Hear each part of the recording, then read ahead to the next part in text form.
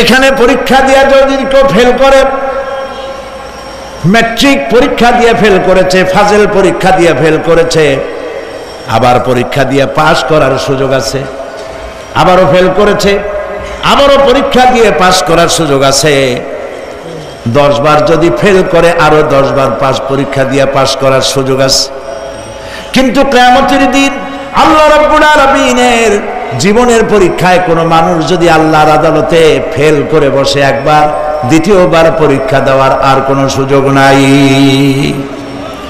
এই পৃথিবীতে যদি কেউ নিম্ন আদালতে মামলায় হেরে যায়, জজ কোর্টে করবে, যদি হেরে যায় হাইকোর্টে করবে, হেরে গেলে আপিল করবে সুপ্রিম কোর্টে, সুপ্রিম কোর্টেও যদি হেরে যায় তাহলে প্রেসিডেন্টের কাছে আপিল করবে, সুযোগ আছে কয়েকবার। কিন্তু কিয়ামতের দিন জীবনের আদালতে কোনো মানুষ যদি একবার ফেল করে বসে, জীবনের মামলায় যদি একবার হেরে যায়, দ্বিতীয়বার আপিল করার আর কোনো জায়গা নাই। সে আখিরাতে রেজাল্ট আউট হবে। আমরা সব মরে যাব, আমরা সব কি হব? সব মরে যাব। আল্লাহ পাক আমাদেরকে উঠাবেন আবার। মানুষকে কবরে রাখার সময় আমরা কি বলি? মিনহা খালাকনাকুম, জানেন না? পড়েন, মিনহা খালাকনাকুম ওয়া ফিহা নুঈদুকুম ওয়া মিনহা নুখরিজুকুম তারাতান উখরা। এই মাটি দিয়ে তোমাকে তৈরি করা হয়েছিল, এই মাটির মধ্যে রেখে গেলাম, এর থেকে আবার তোমাকে উত্থিত করা হবে। কে বলতেছেন কথা? আল্লাহ পাক বলছেন, আল্লাহ তাআলা বলছেন। গভীর রাত্রে হযরত ফাতিমা রাদিয়াল্লাহু তাআলা আনহা ইন্তেকাল করলেন। কিছু সংখ্যক সাহাবীদের কাছে খবর দিয়া অল্প সময়ের ভিতরে জানাজার ব্যবস্থা করা হলো। হযরত আবু যার গিফারী রাদিয়াল্লাহু তাআলা আনহু কবরের ভিতরে নেমে গেলেন। কবরের ভিতরে নেমে গিয়া হযরত আবু যার বলেন, রে কবর, তোর ভিতরে আজকে কাকে রাখবো, তুই কি তা জানিস নাকি? কোনো জবাব আসে না। হযরতে আবু যার বলেন, কবর রে, তোর ভিতরে আজকে যাকে রাখবো তিনি হতেছেন হযরত ইমাম হাসান হোসেনের মা, বেহেশতের সমস্ত জওয়ানদের সরদার হবেন যারা, সেই দুইজনের মা তোর ভিতরে রাখবো, খবরদার বেয়াদবি করবি না। কোনো জবাব না পেয়ে হযরতে আবু যার বলেন, ওগো কবরের মাটি, তোর ভিতরে কাকে রাখবো কি জানিস? আসাদুল্লাহিল গালিব, দুনিয়ার সমস্ত কাফেরদের বিরুদ্ধে আল্লাহ রাব্বুল আলামিন যাকে বাঘ বানিয়ে পাঠালেন, সেই হযরতে আলী তার স্ত্রী রেখে যাব, খবরদার বেয়াদবি করবি না। কোনো জবাব আসে না। হযরতে আবু যার বলেন, কবরের মাটি, তোর ভিতরে যাকে রাখবো তিনি হলেন খাতুনে জান্নাত, বেহেশতের সমস্ত মহিলাদের সরদারিনী হবেন যে ফাতেমা, তারে রেখে যাব, তোর ভিতরে খবরদার কোনো বেয়াদবি করবি না। আবার হযরতে আবু যার বলেন, কবরের মাটি, তোর ভিতরে কারে রাখবো কি জানিস?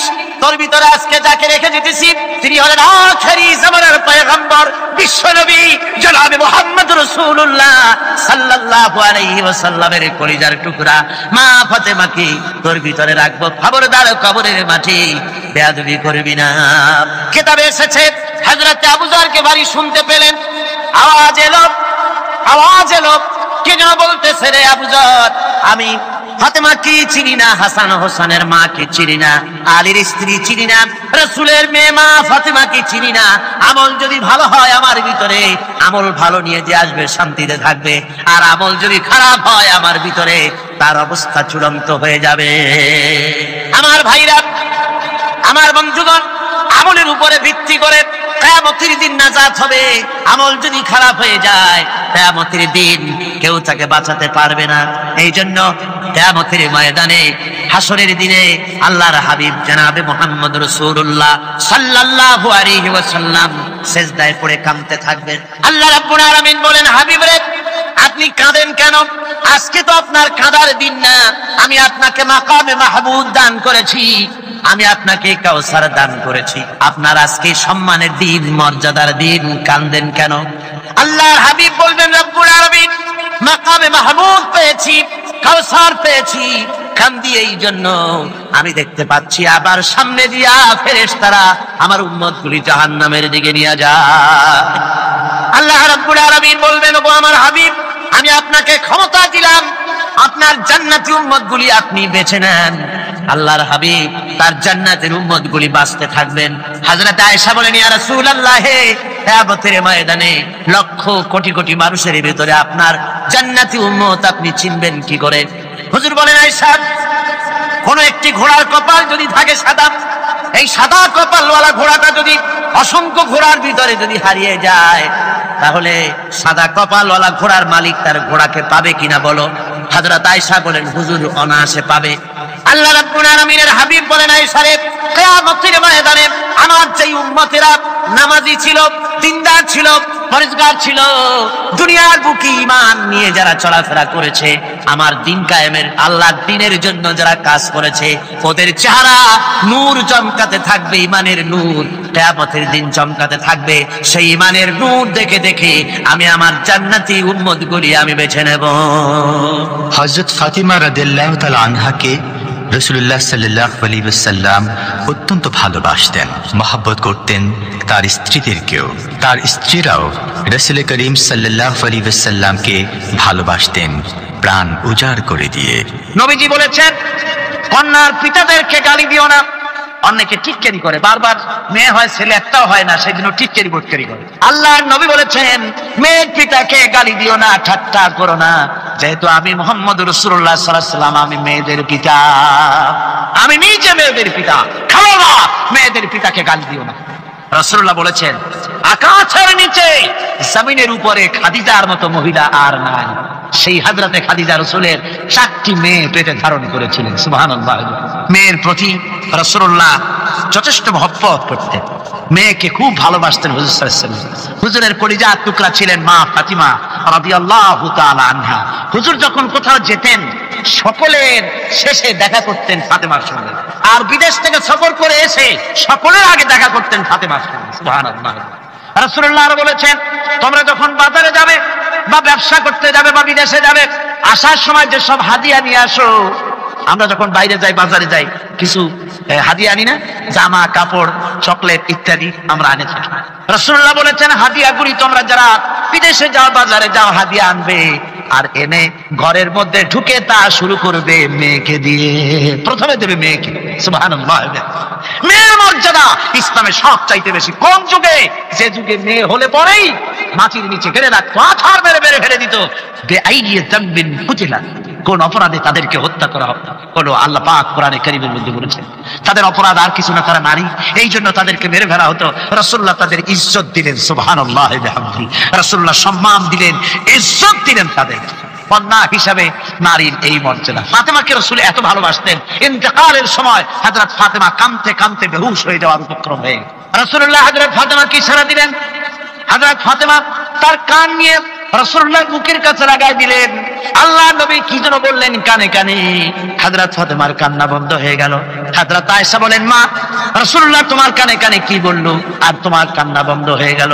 হযরত ফাতেমা বলেন, ইয়া আম্মা জান, আমার আব্বা আমার কানে কানে বললো, মা ফাতেমা তুই কাঁদিস না, তোর কান্না আমার বরদাস্ত হয় না, তোমাকে কাঁদতে হবে না। আমি তোমাকে সুসংবাদ দিয়ে যেতেছি, আমি মরে যাওয়ার পর সর্বপ্রথম তোমার সাথে আমার দেখা হবে। রাসূলুল্লাহর এই ভবিষ্যৎবাণী হযরত ফাতেমা বুঝতে পেরেছেন যে হুজুরের ইন্তেকালের পরে আমার বেশি দেরি হবে না, আমিও তাড়াতাড়ি হুজুরের সাথে শামিল হতে পারবো। হুজুরের ইন্তেকালের 6 মাস পরেই হযরত ফাতেমা রাদিয়াল্লাহু তাআলা আনহা ইন্তেকাল করেছেন। কন্যা হিসাবে নারীর মর্যাদা ইসলাম অনেক অনেক গুণে বাড়িয়ে দিয়েছে। এই কন্যা শিশু, কৈশোর, যৌবন পেরিয়ে যখন যৌবনে তার বিয়ে হয়ে যায়, আল্লাহ রাব্বুল আলামিন তখন বলেন, ওয়া মিন আয়াতিহি আন খালাকা লাকুম মিন আনফুসিকুম আজওয়াজান লিতাসকুনু ইলাইহা ওয়া জাআলা বাইনাকুম মাওয়াদ্দাতান ওয়া রাহমা। আল্লাহ পাক বলেন, আমার নিদর্শনের ভিতরে একটি নিদর্শন, আমি তোমাদের থেকে তোমাদের জোড়া তৈরি করেছি, তোমাদের স্ত্রীদেরকে তৈরি করেছি, তোমাদের সাথে তোমাদের স্ত্রীর ভালোবাসা সৃষ্টি করেছি, মহব্বত সৃষ্টি করেছি। এই মহব্বত আমি আল্লাহ তৈরি করেছি। আর যখন বুড়ো হয়ে যায় মানুষ, স্বামী স্ত্রী যখন বুড়া আর বুড়ি হয়, তখন আর ভালোবাসা থাকে না, তখন ওই ভালোবাসা শরীরতার করুণায় আমি আল্লাহ পরিণত করে দেই। বুড়ার জন্য তখন বুড়ি ছাড়া আর উপায় নাই, বুড়িরও আর বুড়া ছাড়া উপায় নাই। তখন ভালোবাসা কোন বিশেষ কোনো অক্ষ নিয়ে ভালোবাসা নয়, তখন একের উপরে অন্য একদম নির্ভরশীল হয়ে পড়ে। আল্লাহ পাক বলেন এই অবস্থা আমি আল্লাহ সৃষ্টি করে দেই। সুবহানাল্লাহ। স্ত্রীকে রাসূলুল্লাহ কত ভালোবাসতেন। আল্লাহর নবী বলেছেন আমার কাছে তিনটা জিনিস প্রিয়, একটা হচ্ছে সুগন্ধি, একটা হচ্ছে নামাজ, আর একটা হচ্ছে স্ত্রী। সুবহানাল্লাহ। স্ত্রী আমার কাছে প্রিয়। হুজুর বলেছেন তোমাদের মধ্যে সেই ব্যক্তি উত্তম যে ব্যক্তি তার স্ত্রীর কাছে উত্তম। আমি আমার স্ত্রীদের কাছে উত্তম ব্যক্তি। সুবহানাল্লাহ। রাসূলুল্লাহ স্ত্রীকে কত ভালোবাসতেন। বিশ্বনবী রাজনৈতিক কর্মকাণ্ড চালাচ্ছেন, যুদ্ধের দামামা বাজতেছে, চতুর্দিকে কত অশান্তি, সবকিছু চলছে, স্ত্রীর হক আদায় করতে ভুলে যাননি। রাতের বেলায় হযরত আয়েশার বয়স কম, তাকে নিয়ে রাসূলুল্লাহ একটু সুযোগ পেয়েছেন, বলছেন আয়েশা সব তো ঘুমিয়ে, চলো আমরা একটু দৌড়াই।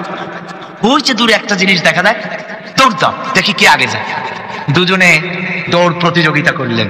দৌড় প্রতিযোগিতায় হযরত আয়েশা ফার্স্ট হলেন, হুজুর পিছনে পড়ে গেলেন। হযরত আয়েশা খুব আনন্দ করলেন যে আপনি কিন্তু আমার সাথে দৌড়ে পারলেন। পরবর্তী কিছু কাল যাওয়ার পর হযরত আয়েশা বলেন হুজুর আজকে আবার বললেন যে চলো আয়েশা একটু দৌড়াই।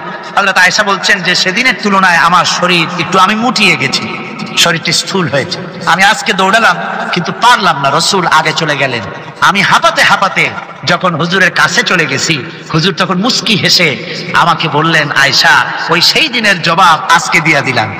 সুবহানাল্লাহ বিহামদিহি, সুবহানাল্লাহ বিহামদিহি। বিশ্ব নবী কত বড় আদর্শ বিশ্ব মানবতার জন্য।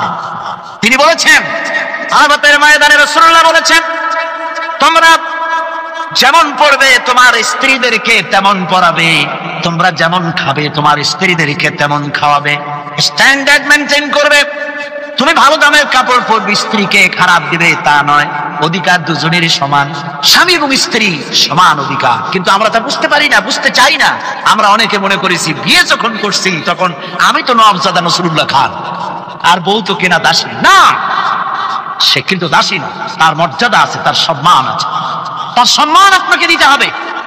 রাসূলুল্লাহ দিয়েছে, আপনাকেও দিতে। রান্না বান্না হতে দেরি হয়, কত গালাগালি শুনতে হয় নারীকে। আল্লাহর নবীর স্ত্রী হযরত আয়েশা বলেছেন আল্লাহর নবী কাজ করে, মানুষের সঙ্গে কথা বলে, রাষ্ট্রীয় দায়িত্ব পালন করে ঘরের ভিতরে এসে যখন দেখেছেন রান্না হতে দেরি আছে, রাসূলুল্লাহ বিরক্ত হন নাই, ভ্রু কুঞ্চিত করেন নাই, চোখ মোটা করেন নাই, আমাকে কোনো কথা শোনান নাই, বরং আমার কাছে বসে রান্নায় আমাকে সহযোগিতা করেছেন। সুবহানাল্লাহ বিহামদিহি। এই হলো আল্লাহর রাসূল, এই হলো বিশ্ব নবী। স্ত্রীর সঙ্গে কি মহব্বত! সুবহানাল্লাহ। হুজুর মহব্বত করতেন স্ত্রীদেরকে। রাসূলুল্লাহর ঘরে দৌলত ছিল না, কিন্তু মহব্বত দিয়ে ভরা ছিল ঘরটা। হুজুরের ঘরে ফ্রিজ নাই, এসি নাই, হুজুরের ঘরে কার্পেট নাই, হুজুরের ঘরের মধ্যে জাজির নাই, তোশক নাই, বড় বড় কম্বল নাই, আরামের কোনো জিনিস নাই, মডার্ন ইকুইপমেন্টস কিচ্ছু নাই, দৌলত নাই, কিন্তু মহব্বত দিয়ে ঘরটা ভরা। হযরত আয়েশা বলেছেন আমি পানি পান করে গ্লাস রেখে দিতাম, আল্লাহর নবী তখন গ্লাসের সেই জায়গায় ঠোঁট লাগাতেন যেখানে আমি ঠোঁট লাগাইয়া পানি পান করেছি। আমি গোশত চিবোতাম, রাসূলুল্লাহ আমার হাত থেকে গোশত টুকরা দিয়া সেই জায়গায় চিবোতেন যেখানে আমি চিবয়েছি। সুবহানাল্লাহ। আমার ভাইরা, রাসূল তার স্ত্রীদেরকে মহব্বত করতেন, স্ত্রীরাও রাসূলকে মহব্বত করতেন দারুণ ভাবে। একবার হযরত আয়েশা সিদ্দিকা রাদিয়াল্লাহু তাআলা আনহা হুজুরকে গোসল করাতে ছিলেন, মাথার উপরে পানি ঢালতেছেন, হুজুর একটা চোখের উপরে বা একটা তক্তার উপরে বসা আছে। গোসলের পানির ভিতরে রাসূলুল্লাহ দেখতে পেলেন রক্তের মতো কি যেন প্রবাহিত হয়ে যাচ্ছে। হুজুর জিজ্ঞেস করেন আয়েশা রে, পানির ভিতরে রক্তের মতো কি দেখা যায়? হযরত আয়েশা বলেন হুজুর আপনি যখন বসেছিলেন অসতর্ক মুহূর্তে তক্তার নিচে আমার একটা আঙ্গুল পড়েছিল পায়ে, আঙ্গুলটা ফেটে বোধহয় রক্ত বেরোতেছে। রাসূলুল্লাহ তাড়াতাড়ি করে উঠলেন আর ওই আঙ্গুলকে ব্যান্ডেজ করে দিলেন। রাসূলুল্লাহ বললেন আয়েশা রে, আঙ্গুল ফেটে গেছে, একটু আহাহু পর্যন্ত করলে না, এতক্ষণ তুমি কষ্ট করলে কেন? হযরত আয়েশা বলেন ইয়া রাসূলুল্লাহ ওটা তো একটা পায়ের আঙ্গুল। আয়েশার কলিজাটা ফেটে যদি রক্ত বেরোতো রাসূলুল্লাহকে উঠতে বলতে আমি পারতাম না। কি মহব্বত রাসূলের সাথে। হযরত আয়েশা বলেন হুজুর সাল্লাল্লাহু আলাইহি ওয়াসাল্লাম স্ত্রীদেরকে এত ভালোবাসতেন, আমাদের ঘরে গোশত টোস্ত তেমন রান্না বান্না খুব কম হতো। গোশত রান্না হবে কি, মাসের পর মাস চলে গেছে রাসূলের বাড়িতে, হুজুর স্ত্রীরা বলেছেন আমাদের ঘরে চুলে আগুন জ্বলে নাই, একটু শুকনা রুটি, একটু শুকনা খেজুর আর একটু পানি খেয়ে আমাদের জীবন চলেছে, এরকমের অবস্থা হয়েছে। তারপরে এই অবস্থা চলেছে, এর মধ্যে যদি কখনো একটু গোশত আসছে, হুজুর যখন ছাগল ইত্যাদি ছাগল দুম্বা জবাও করেছে, এই দুম্বার গোশত নিয়ে ছাগলের গোশত নিয়ে রাসূলুল্লাহ নিজে বেরোতেন। হযরত খাদিজার বান্ধবী কোথায় আছে খুঁজে ওই বান্ধবীর কাছে গোশত পৌঁছে দিয়ে আসতে। হযরত আয়েশা বলেন, একদিন আমার ঘুম ভেঙে গেল, দেখি হুজুর আমার কাছে নেই, গেলেন কোথায়? খুঁজতে খুঁজতে যায় দেখি মসজিদে নববীর ভিতরে হুজুর হাত তুলে বসে আছেন, মোনাজাত করতেছেন। আমি পেছনে গিয়ে হাত তুলি, আমি শুনতে পাচ্ছি নবীজি দোয়া করছেন রব্বুল আলামিন কিয়ামতের ময়দানে যেদিন সন্তান তার পিতাকে ভুলে যাবে, মা তার সন্তানকে হারায় ফেলবে, ওই কঠিন হাসরের ময়দানে আমি যেন আমার খাদিজাকে হারাইয়া না যাই।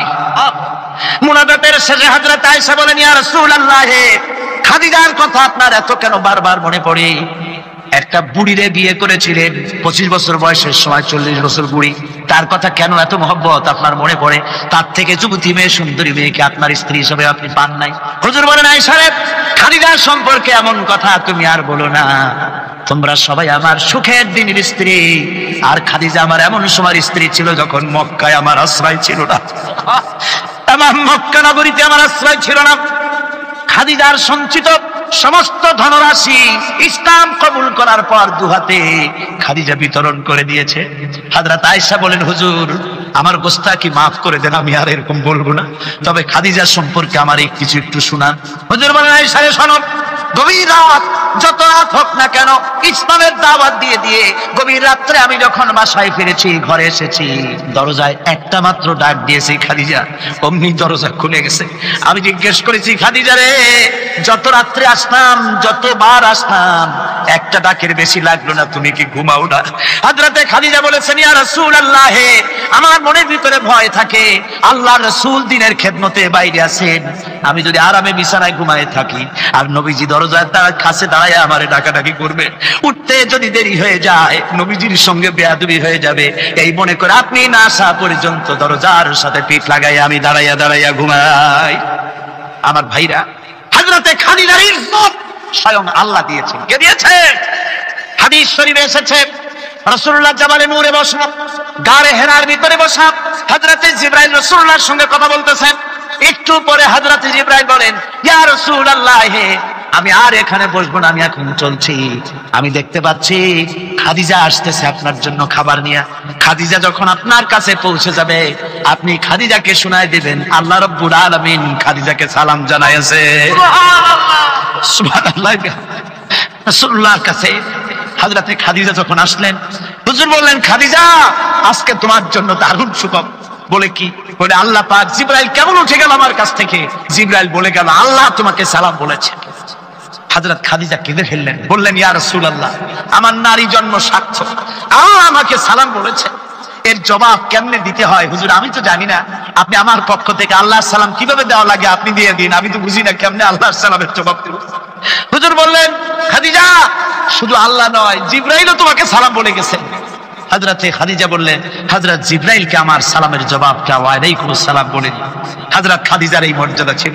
আমার ভাইরা, রাসূল পাক সাল্লাল্লাহু আলাইহি ওয়াসাল্লাম এভাবে মহব্বত করেছেন স্ত্রীদেরকে। সুতরাং স্বামী স্ত্রীর মহব্বত আল্লাহ জান্নাতি নিয়ামত। কিসের নিয়ামত? যে ঘরের মধ্যে স্বামী স্ত্রীর মধ্যে মিল মহব্বত আছে এটা বেহেশতের মতো, আর যেখানে মিল মহব্বত নাই এটা জাহান্নামের মতো। ঠিক কি? সুতরাং মহব্বত করুন, বেশি বেশি স্যাক্রিফাইস করুন, বেশি বেশি স্যাক্রিফাইস। নারীদের ব্যাপারে বলা হয়েছে, পুরুষকে বলা হয়েছে অধিকার আদায় করো, সব ব্যাপারে সমান অধিকার, কিন্তু নারীকে একটা ব্যাপারে বলা হয়েছে, নারী শোনো, পুরুষের মর্যাদা তোমার চাইতে আল্লাহ রাব্বুল আলামিন বেশি দিয়েছেন। আর রিজালু কাওয়ামুনা আলান নিসা, নারীদের উপরে পুরুষের প্রাধান্য আল্লাহ পাক দান করেছেন। একজন সাহাবী বলেছিলেন, ইয়া রাসূলুল্লাহ, জঙ্গলি উট দেখলাম আপনার পায়ের উপরে সেজদায় পড়ে গেল, আপনি যদি আমাদেরকে অনুমতি দিতেন না আপনাকে আমরা সেজদা করতাম। আল্লাহ নবী বললেন, মানুষ মানুষকে সেজদা করা এ পারমিশন যদি আমি দিতাম তাহলে দুনিয়ার সমস্ত স্ত্রীদেরকে বলতাম তারা যেন তাদের স্বামীকে সেজদা দেয়। স্বামীর মর্যাদা এখানে বেশি। সুতরাং অধিকার সমান, কোনো সন্দেহ নাই, কিন্তু স্বামীর একটা আলাদা মর্যাদা আছে, সেই সম্মানও তাকে দিতে হবে। এরপরে এই সমান অধিকারের ভিত্তিতে স্বামী স্ত্রী চলতে থাকে, মাঝখানে আল্লাহ পাক তাদেরকে সন্তান দান করেন। আল্লাহ তাদেরকে, নারীকে লেখাপড়ার অধিকার দিয়েছেন, ইসলাম তাকে লেখাপড়ার অধিকার দিয়েছে, শিক্ষার অধিকার দিয়েছে। হযরত আয়েশা সিদ্দিকা রাদিয়াল্লাহু তাআলা আনহা শিক্ষয়িত্রী ছিলেন, হাফেজা ছিলেন, হাদিসের হাফেজা ছিলেন, কোরআনের হাফেজা ছিলেন, হাজার হাজার সাহাবায়ে কিরামদের তিনি ওস্তাদ ছিলেন। সুবহানাল্লাহ। নারীদের ব্যাপারে অধিকাংশ মাসালা হযরত আয়েশা সিদ্দিকা রাদিয়াল্লাহু তাআলা আনহার অবদান। সুবহানাল্লাহ। নারী যুদ্ধ করেছে, যুদ্ধের ময়দানে নারীর অধিকার আছে। নারী চাকরি করতে পারবে, নারী ব্যবসা করতে পারবে, নারী লেখাপড়া করতে পারবে, নারী সেনাবাহিনীতে যেতে পারবে, নারী সব করতে পারবে, কিন্তু পর্দার মধ্যে। জনৈক সাহাবী ইসলাম গ্রহণ করার পরও রাসূলুল্লাহ সাল্লাল্লাহু আলাইহি ওয়াসাল্লামের কাছে অনুশোচনা করছিলেন তার কন্যা সন্তান নিজ হাতে হত্যা করার জন্য। আমাদের প্রিয় নবী এই কথা শুনে কেঁদে ফেললেন।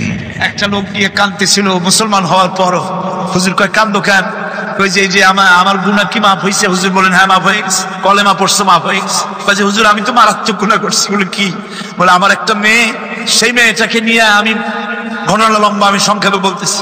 মেয়েটাকে ফাঁকি দিয়া তাহলে আমি মারবো, বুঝতে দেই নাই আমার বউরে। বললাম চলো বেড়াইতে যাই।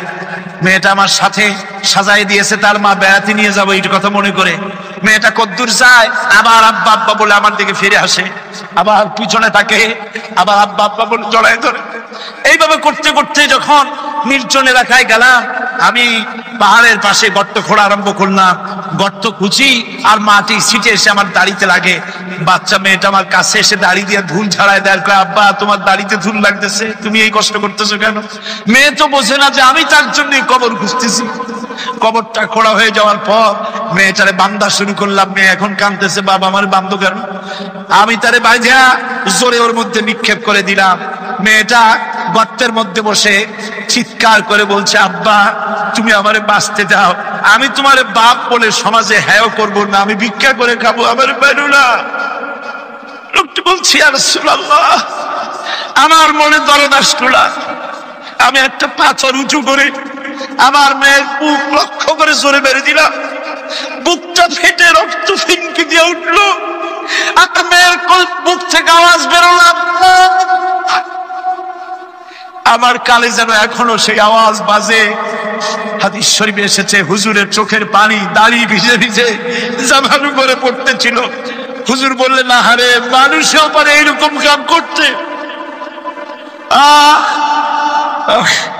পৃথিবীতে নারীর যখন কোনো সম্মান ছিল না, মর্যাদা ছিল না, সেই সময় আমার রাসূল, আমার বিশ্বনবী নারীদেরকে সম্মানের হাত ধরে গর্তের ভিতর থেকে উঠাইয়া রানীর সিংহাসনে বসায় দিলেন। সুবহানাল্লাহ। মায়ের মর্যাদা দিয়ে দিলেন। সুবহানাল্লাহ। নারীরা আমাদের মায়ের জাত। নারীরা আমার কিয়ের জাত? মায়ের জাত। আমার মা বোনেরা, তোমাদের সম্মান কত তোমরা জানো না। আমরা পুরুষ, আমাদের পায়ের তলে জুতা, আর তোমরা আমাদের মায়ের জাত। তোমরা নারী, তোমাদের পায়ের তলে আল্লাহর জান্নাত, আল্লাহর বেহেশতটা তোমাদের পায়ের তলে। এই সম্মান আল্লাহ তোমাদের দিয়েছে, নবী দিয়েছে। সুবহানাল্লাহ। কর ভাইরা আমার, অধিকার ইসলাম দিয়েছে। বিবাহ যখন হয়, এই বিবাহের সময় এজেন্ট আনতে হয়। আর বিবাহ হচ্ছে বিবাহ বৈঠক। এজেন্ট আনার জন্য ওই যে কি জানি কয়, ম্যারেজ রেজিস্ট্রার বা মৌলবি সাহেব, কার অনুমতি আগে না? বলেন কার অনুমতি? তাহলে অধিকার ইসলাম পুরুষে দিল না মেয়ে লোকের দিল? আগে মেয়ে লোকের কাছে যাও, মেয়েটাকে জিজ্ঞেস করো সেই বিবাহে রাজি আছে কিনা। সুবহানাল্লাহ পড়ে, এই বিবাহে রাজি আছে কিনা জিজ্ঞেস করো, তার অধিকারই বেশি। এরপরে এই বিবাহে করার ব্যাপারে কত বৈষম্য। আজ বিবাহ করতে গেলে যৌতুকের প্রথা এসেছে। রাসূলুল্লাহ যৌতুক দিয়েছিলেন, ওটা যৌতুক না, ওটা উপহার, ওটা হাদিয়া। রাসূলুল্লাহ তোহফা দিয়েছিলেন হুজুরের জামাই। সুবহানাল্লাহ। কি জামাই? এক জামাই তো জিন্নুর আইন, যাকে ফেরেশতারা পর্যন্ত লজ্জা করতো যারে দেখে, হযরত উসমান রাদিয়াল্লাহু তাআলা আনহু। আরেকজন হযরত আলী কাররামাল্লাহু ওয়াজহাহু। হযরত আলী, যার সম্পর্কে রাসূল পাক সাল্লাল্লাহু আলাইহি ওয়াসাল্লাম যাকে কত সম্মান দিয়েছেন, কত মর্যাদা দিয়েছেন, এই হলো হযরত আলী হুজুরের জামাই। আনা মাদিনাতুল ইলম ওয়া আলিউম বাবুহা। আমি হলাম জ্ঞানের রাজ্য, আর আলী হলো সেই রাজ্যে প্রবেশের দরজা। সুবহানাল্লাহ। ভাইরা, এই হলো জামাই, আর মেয়ে খাতুনের জান্নাত বিনতে রাসূল, বেহেশতের সুন্দরমণিদের সরদারিনী মা ফাতিমাতুজ জাহরা রাদিয়াল্লাহু তাআলা আনহা। কি উপহার দিলেন বিয়েতে রাসূল? এই মেয়ে আর এই জামাই উপহার হলো খেজুরের ছোবড়ার একটা তোষক, পানি উঠাবার জন্য একটা মশক, আর আটা পেশা একটা জাত। এই হলো নবীর মেয়ে আর জামাইয়ের জন্য। রাসূলুল্লাহ সাল্লাল্লাহু আলাইহি ওয়াসাল্লামের স্ত্রী মা উম্মে হাবিবা আমাদের প্রিয় নবীর সম্মানের প্রতি ছিলেন খুবই যত্নশীল। তার পিতা তখন ইসলাম গ্রহণ করেননি। এমন অবস্থায় পিতা ঘরে প্রবেশ করলে রাসূলুল্লাহ সাল্লাল্লাহু আলাইহি ওয়াসাল্লামের স্ত্রী তার পিতার সাথে যে আচরণ করেছিলেন, এখন আমরা শুনব সে কাহিনী। আবার স্ত্রীরা রাসূলের প্রতি কি ভালোবাসা দেখেছেন। হযরত উম্মে হাবিবা রাদিয়াল্লাহু তাআলা আনহা, আমাদের মা আবু সুফিয়ান রাদিয়াল্লাহু তাআলা আনহু, তার মেয়ে। তার কাছে আবু সুফিয়ান তখনও কাফের, সেই কুফরি হালতে মেয়ের ঘরে গিয়েছেন।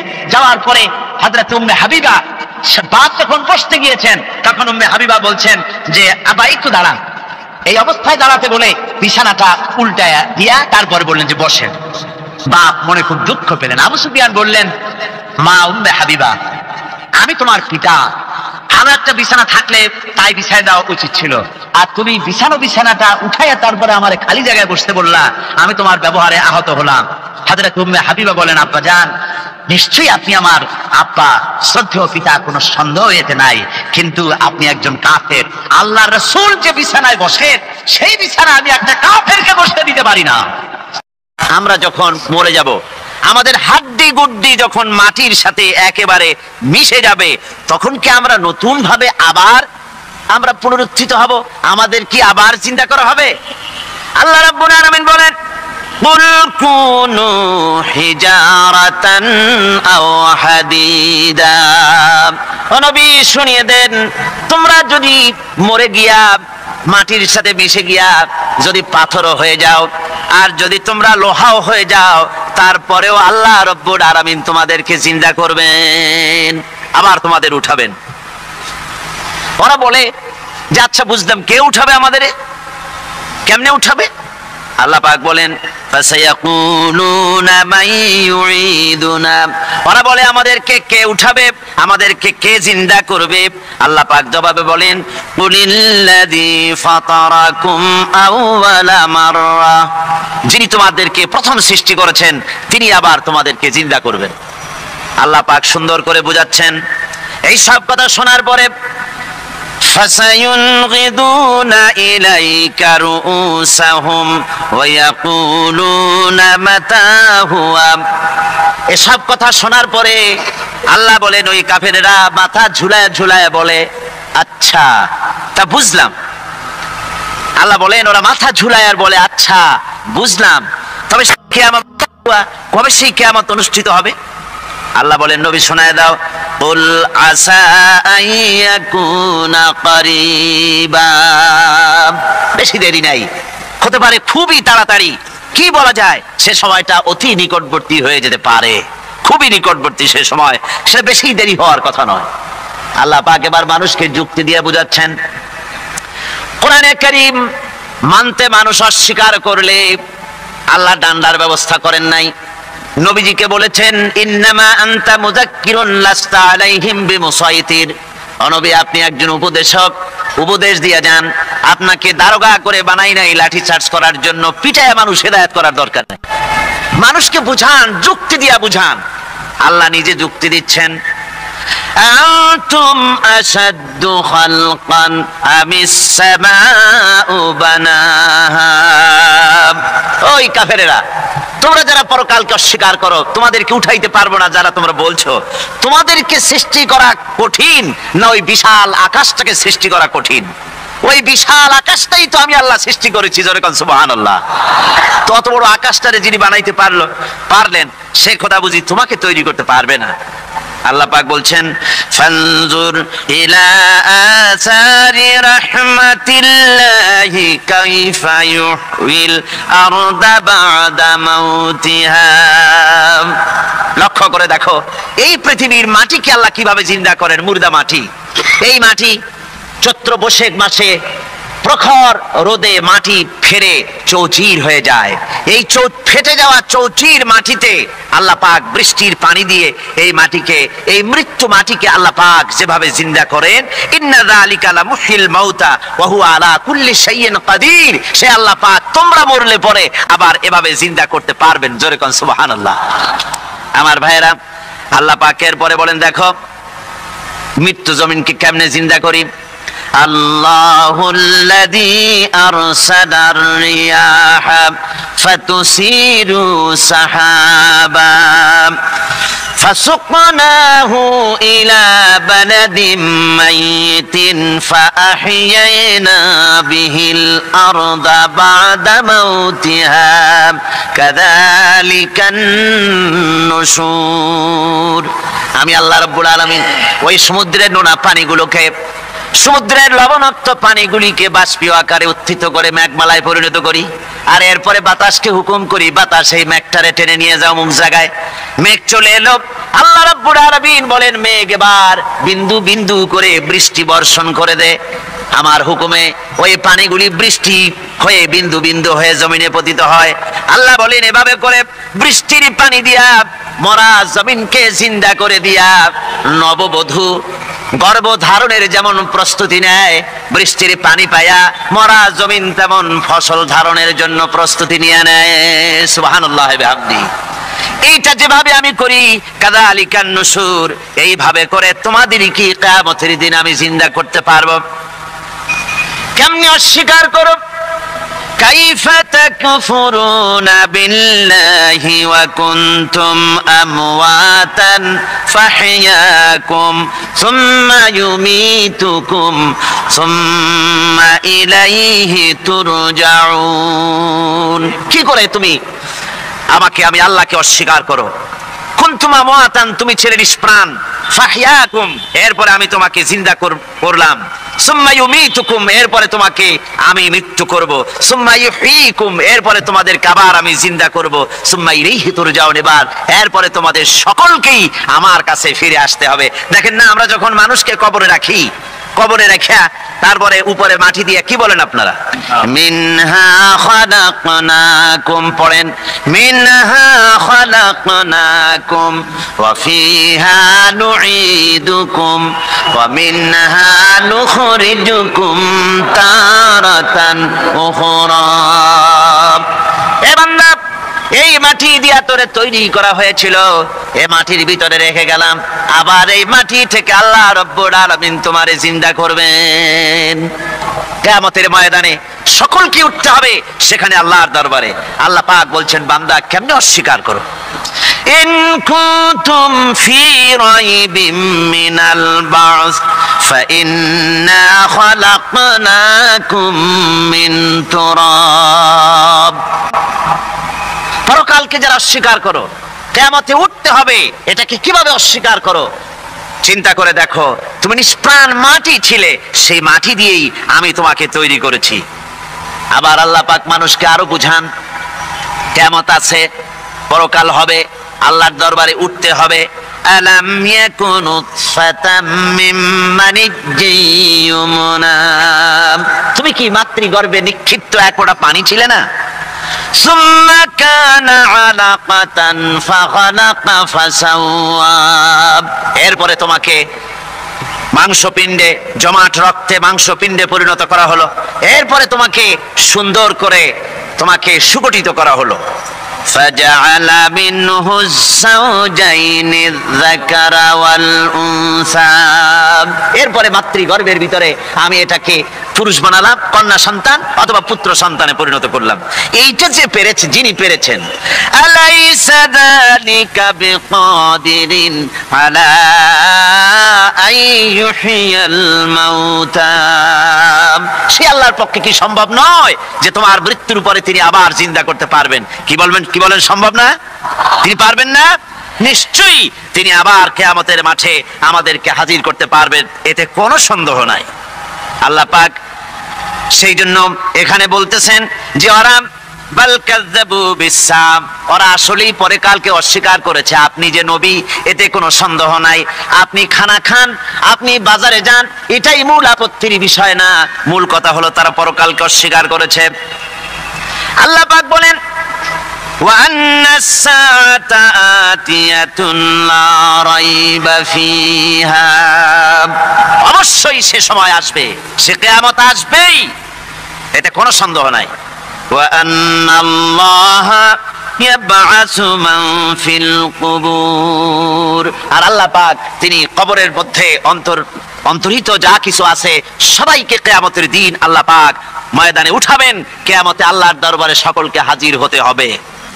আমার বন্ধুগণ, আল্লাহ পাক বলেন ওয়ালাকাদ খালাকনাল ইনসানা মিন সুলালাতিন মিন তিন, লক্ষ্য করো তুমি ছিলে মাটির নির্যাস থেকে তোমাকে তৈরি করা হয়েছে।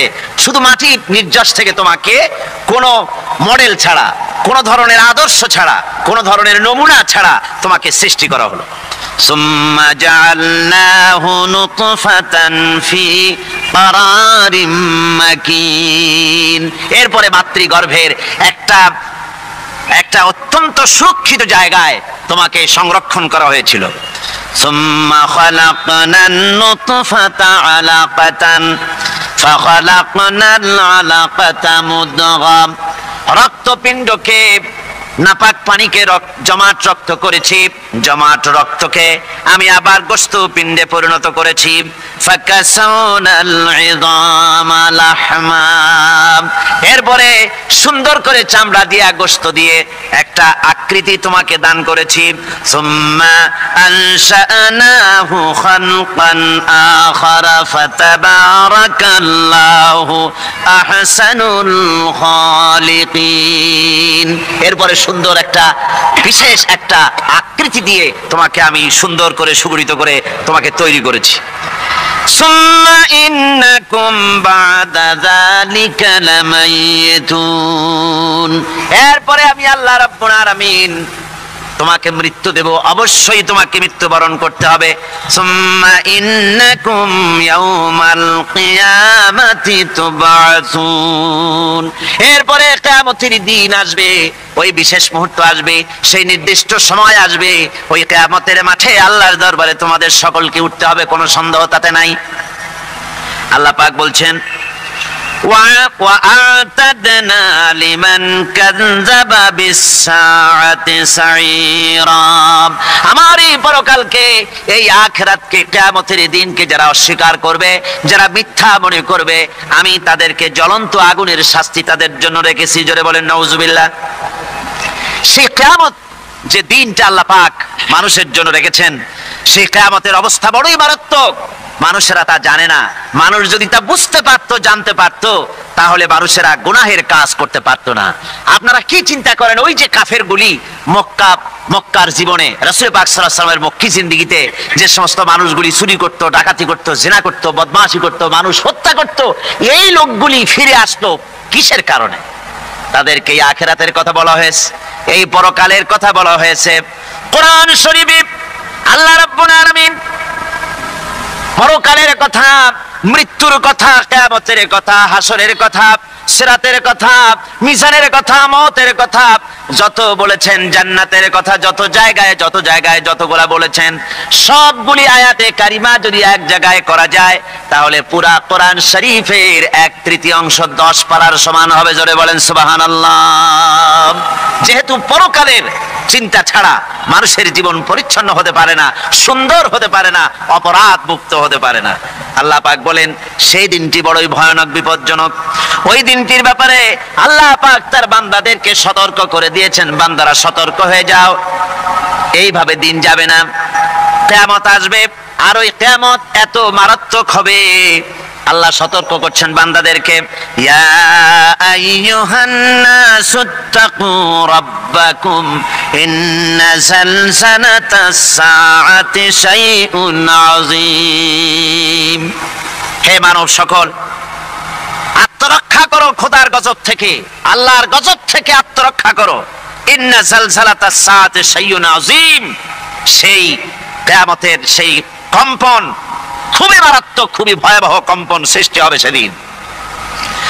يوم ترونها تذهل كل مرضعة عما أرضعت, সেদিন দেখতে পাবে স্তন্যদায়িনী মা, যে মা তার সন্তানকে দুধ দেয়, ওই মাও তার দুধের বাচ্চার কথা ভুলে যাবে, মনে থাকবে না। আল্লাহ রাব্বুল আলামিন বলেন وَتَضَعُ كُلُّ ذَاتٍ حَمْلٍ حَمْلَهَا, গর্ভধারিণী মেয়ে লোক তাদের গর্ভ খসে পড়বে। وَتَرَى النَّاسَ سُكَارَى, মানুষকে মানুষ দেখতে পাবে, মানুষগুলো উদ্ভ্রান্ত হয়ে পাগলের মতো ছোটাছুটি করছে। আল্লাহ বলেন ওয়ামা হুম বিসুকারা, আসলে এরা নেশাগ্রস্ত নয়, আসলে পাগল হয় নাই। তো ছুটছে কেন? কেন? স্তন্যদায়িনী মা দুধের বাচ্চার কথা ভুলে গেছে। গর্ভধারিণী গর্ভবতী নারী, তার গর্ভ খসে পড়েছে, মানুষ পাগলের মতো দৌড়াচ্ছে। কারণ কি? পাগল তো হয় নাই। আল্লাহ বলেন আসল কারণ হলো ওয়ালাকিন্না আযাবাল্লাহি শাদীদ, আল্লাহর ভয়ঙ্কর আযাব। আর এই সব দৃশ্য, এই সব কম্পন মানুষের মধ্যে ত্রাস সৃষ্টি করে দিয়েছে, এই অবস্থার সৃষ্টি করেছে।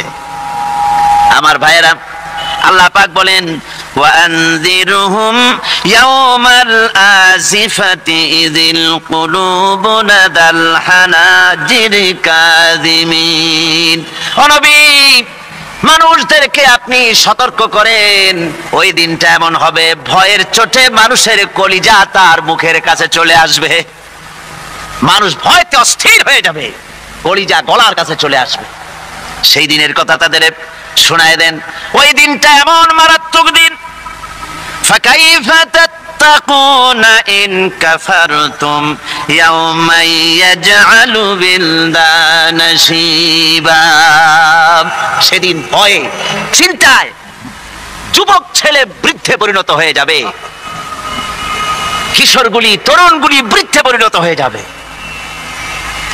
আমার বন্ধুগণ, মানুষ সেদিন দিক বিদিক হয়ে দৌড়াতে থাকবে, পালাবো কোথায়? আল্লাহ কোরআন শরীফে সব কথা বলে দিয়েছেন। ইয়াকুলুল ইনসানু আইনাল মাফার, কোথায় ভাগবো, পালাবো কোথায়? অস্থির হয়ে মানুষ দৌড়াতে থাকবে, পালাবো কোথায়, যাব কোথায়? আল্লাহ বলেন কাল্লা লা ওয়াজারা ইলা রাব্বিকা ইয়াউমাইযিনিল মুস্তাকার, ভাগবার কোনো রাস্তা নাই, পালাবার কোনো পথ নাই, একমাত্র তোমার রব ছাড়া, আল্লাহর দরবার ছাড়া পালানোর কোনো রাস্তা আজার নাই। আমার বন্ধুগণ, এই কঠিন সময়, এই কঠিন দিনে, পরকালের এই দিনে, কিয়ামতের এই মারাত্মক অবস্থায় সকলকে উঠতে হবে। আল্লাহ পাক বলেন এরপরে কিয়ামত অনুষ্ঠিত হয়ে যাবে। সূরা ফুরকানে আল্লাহ বলছেন ইযা রাআতুহুম মিন মাকানিন বাঈদিন সামিউ লাহা তাগায়ুযান ওয়া যাফীরা, যখন তাদেরকে জাহান্নাম দেখতে পাবে, অর্থাৎ জাহান্নামের, যখন তারা জাহান্নামের দিকে অগ্রসর হবে, তখন তারা দূর থেকেই জাহান্নামের ক্রোধ এবং তেজস্বী আওয়াজ শুনতে পাবে। জাহান্নামের আওয়াজ, বিকট আওয়াজ। ওই যে কক্সবাজারের সমুদ্র সৈকতে ভ্রমণ করতে গিয়ে সমুদ্রের তুফানের আওয়াজ শুনছেন না? কথা বলেন না কেন? সমুদ্রের তুফানের আওয়াজ শুনেছেন তো? এইটা কি? এটা কিছুই না, এর থেকে মারাত্মক আওয়াজ, তেজস্বী ক্রোধের আওয়াজ কানের মধ্যে আসতে থাকবে জাহান্নামীদের।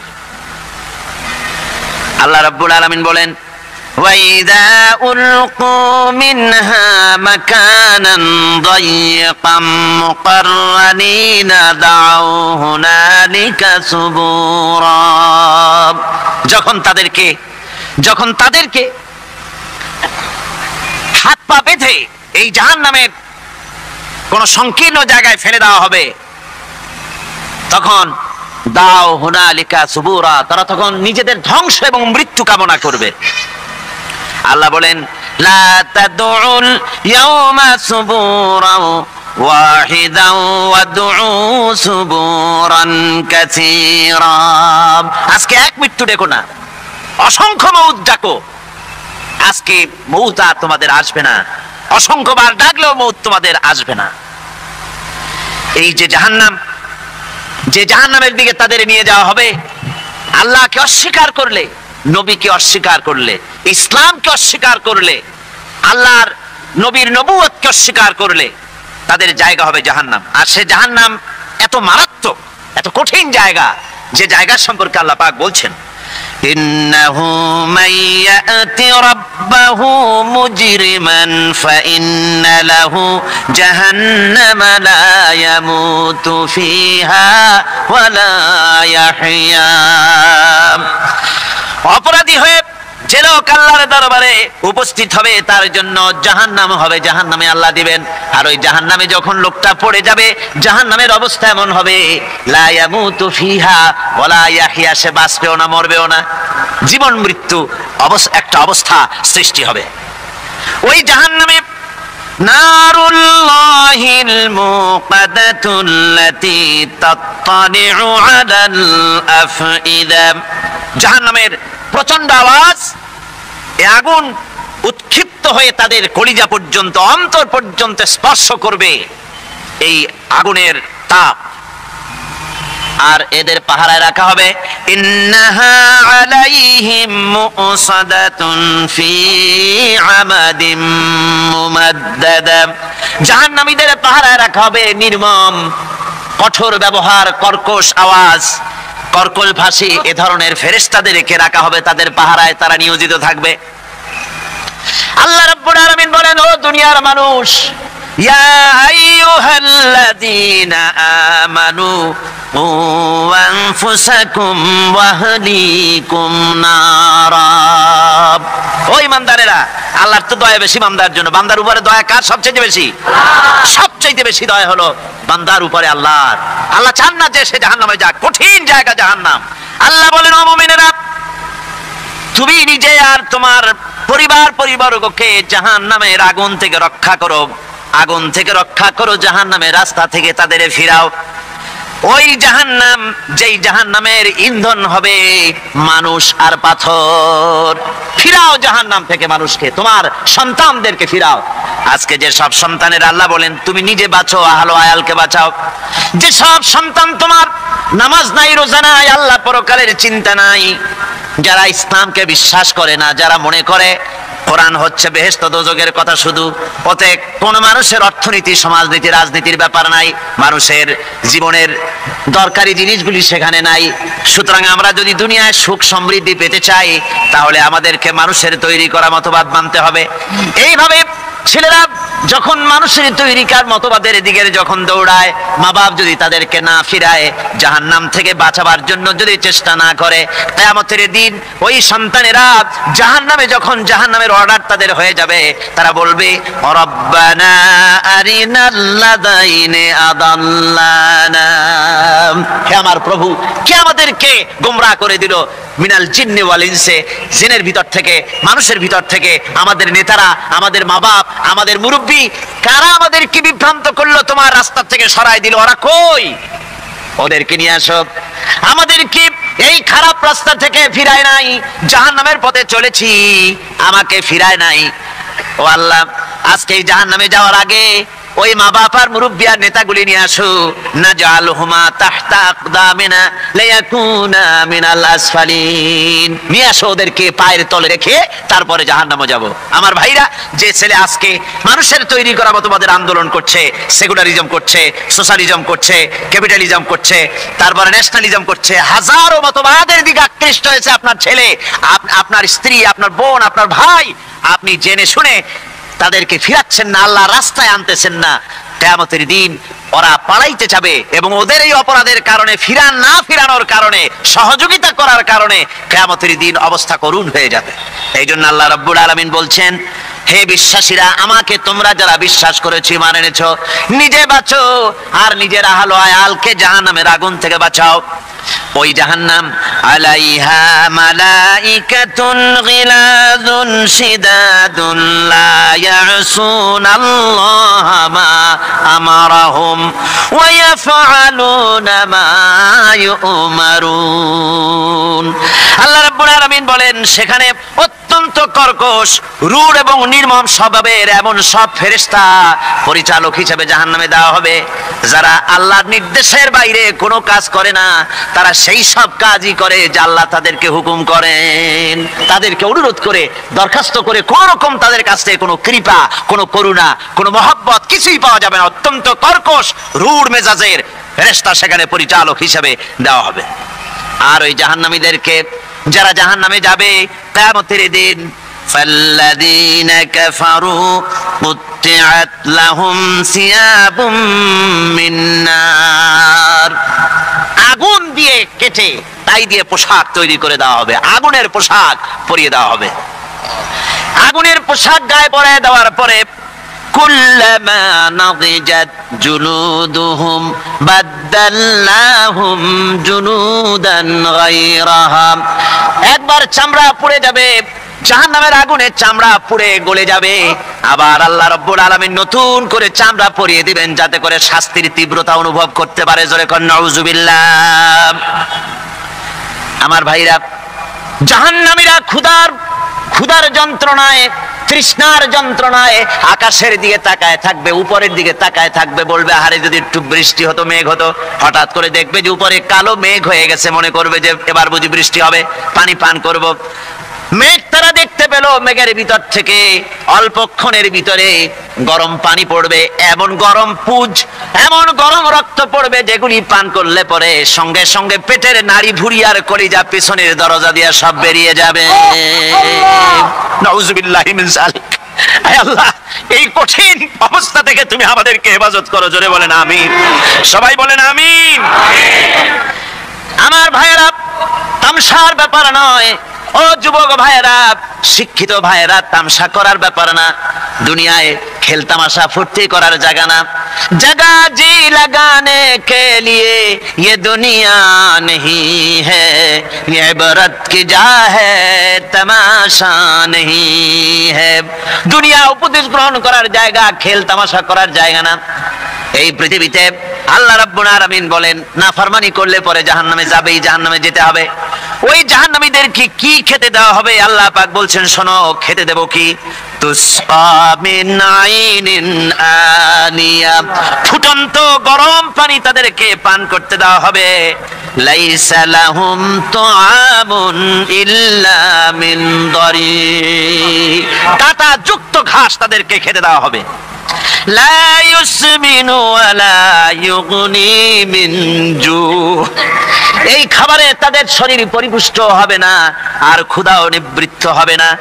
আমার বন্ধুগণ, এমন কঠিন জাহান্নামের অবস্থা থেকে মাপ পাওয়ার জন্য ইমানের জোশ আসতে হবে, ইমানদার হতে হবে, আর নাফরমানিকে ছেড়ে দিতে হবে। জাহান্নামে যখন মানুষদেরকে নিয়ে যাওয়া হবে, জাহান্নামীদেরকে, ইযা উলকু ফিহা সামিউ লাহা শাহীকান ওয়া হিয়া তাফুর, যখনই খোদাদ্রোহীদেরকে জাহান্নামের দিকে নিয়ে যাওয়া হবে, আজ তো খুব মাতবাড়ি, কত ভক্ত আছে, তারপরে কত শক্তি, কত কিছু, কিন্তু আল্লাহর দরবারে যখন হাজির হবে, কোনো শক্তি তখন কাজে লাগবে না, কোনো শক্তি কাজে লাগবে না। জাহান্নামে যখন তাদেরকে নিয়ে যাওয়া হবে, জাহান্নাম তখন গোসায় ফেটে পড়তে থাকবে, জাহান্নামের ভিতর থেকে গর্জন আসতে থাকবে, তাকাদু তামাইয়াজু মিনাল গায়জ, জাহান্নাম যেন গোসায় ফেটে পড়তে চাইবে। কুল্লামা উলকিয়া ফিহা ফাওজুন সাআলাহুম খাজানাতুহা আলাম ইয়াতিকুম নাদির, জাহান্নামের পরিচালক বলবে, ও আল্লাহর বান্দা, কেন আজ জাহান্নামে আসলি, কেন দোজখে আসলি? আলাম ইয়াতিকুম নাদির, তোর কাছে কি কোনো ভীতি প্রদর্শক কেউ যায় নাই? কোন নবীর কথা কি শোনো নাই? কোরআনের কথা কি শোনো নাই? হাদিসের কথা কি শোনো নাই? জাহান্নামে কেন এলি? এত বড় খারাপ জায়গা কেন আসলি? শোনো নাই কি? কোনো ভয় দেখানো কেউ কি সব সতর্কবাণী শোনায় নাই? বেঈমানেরা বলবে, قالوا بلى قد جاءنا نذير। হ্যাঁ, আমাদের কাছে এসেছিল, আমাদের কাছে ভীতি প্রদর্শনকারী এসেছিল। ফাকাযাবনা ওয়া কুলনা মা নাযালাল্লাহু মিন শাই। এসেছিল কিন্তু আমরা বলেছি বেটা মিথ্যে কথা বলে। জোরে কর নাউজুবিল্লাহ। বেটা মিথ্যে কথা বলে। কিসের বেহেশত কিসের দোজখ? খালি খালি দোজখের একটা ভয় দেখাইয়া দুনিয়ার এই টাটকা সুখগুলি নষ্ট করতে চায় এরা। পয়গম্বরদেরকে এরকম বলেছে, আর আলেমদেরকেও যখন কোরআন হাদিস থেকে বলা হয় তখন বলে এরা জানি দোজখের কথা কইতে। দোজখ কিসের? আর বেহেশত সে তো এক অসভ্য উদ্যান। জোরে কর নাউজুবিল্লাহ। এমনি করে তারা তামসা করে। ওরা বলবে আমরা এসেছিল ভীতি প্রদর্শনকারী, আমরা মিথ্যে মনে করেছি, বলেছি ওটা মিথ্যে কথা, আর বলেছি আল্লাহ এই ধরনের কিছু নাজিল করেন নাই। জাহান্নামীরা বলবে وقالوا لو كنا نسمع أو نعقل ما كنا في أصحاب السعير। আরে لو كنا نسمع, তার মানে হলো যদি আমরা শুনতাম অর্থাৎ মানতাম, যদি নবীর কথা মানতাম, কোরআনের কথা যদি মানতাম, আর যদি ভালো করে বুঝতাম, মা কুন্না ফি আসহাবিস সাইর, তাহলে আজকে এই জাহান্নামের কঠিন শাস্তি আমাদের লাভ পেতে হতো না, জাহান্নাম থেকে বেঁচে যেতে পারতাম। কি সর্বনাশ করলাম বুঝি নাই, যা কিছু শুনেছি মানুষের কথা মতো শয়তানের ওয়াসওয়াসায় পড়ে তো ভুলই করলাম। সেদিন যতই আফসোস করা হোক না কেন, এই আফসোস কোনো কাজে লাগবে না। قل أذلك خير أم جنة الخلد التي وعد المتقون كانت لهم جزاء ومصيرا। আল্লাহ বলছেন এই সব কথা বলার পরে, জাহান্নামের সব শাস্তির কথা শুনাইয়া আল্লাহ বলছেন বলেন, কুল আযালিকা খায়রুন, এই পরিণতি কি ভালো যে জাহান্নামের পরিণতির কথা বলা হলো? তোমরা যে সমস্ত অবাধ্যতা করতেছো, ঈমান আনতেছো না, নবীকে গালাগালি করছো, ইসলাম মানতেছো না, নাফরমানি করছো, এর পরিণতি যা হবে, আযালিকা খায়রুন, এই পরিণতি কি ভালো? আম জান্নাতুল খুলদিল্লাতী উইদাল মুত্তাকুন, অথবা সেই চিরন্তন জান্নাত যার ওয়াদা করেছেন আল্লাহ পাক মুত্তাকিনদের জন্য। কানাত লাহুম জাযাআন ওয়া মাসীরা, যে জান্নাত হবে তাদের কর্মের প্রতিফল, আর এটাই হবে তাদের মহাযাত্রার শেষ মঞ্জিল। সেই জান্নাত, যে জান্নাত আল্লাহ রেখেছেন মুমিনদের জন্য। কাদের জন্য জান্নাত? মুমিনদের জন্য। সেটা এমন জান্নাত হবে, লাহুম ফিহা মা ইয়াশাউনা খালিদিন, যা চাইবে মনের আশা আকাঙ্ক্ষা অনুযায়ী সব পাবে বেহেশতের মধ্যে। খালিদিন, চিরকাল সেখানে থাকবে। কানা আলা রাব্বিকা ওয়াদাম মাসউলা, এটা হচ্ছে তোমার রবের অবশ্য পূরণীয় ওয়াদা। জোরে বলেন সুবহানাল্লাহ। এটা তোমার আল্লাহর ওয়াদা এবং অবশ্যই তিনি তা পূরণ করবেন। তোমরা জান্নাতে থাকবে, সেখানে যা চাইবে তাই পাবে। একজন বলছিল জান্নাতে যাইয়া যা চাইবো তাই যদি পাই তাহলে তো খুব ভালো কথা। কয় যে হুজুর আমার তো হোক্কা খাওয়ার দারুণ অভ্যাস, তা বেহেশতের মধ্যে হোক্কা পাবো?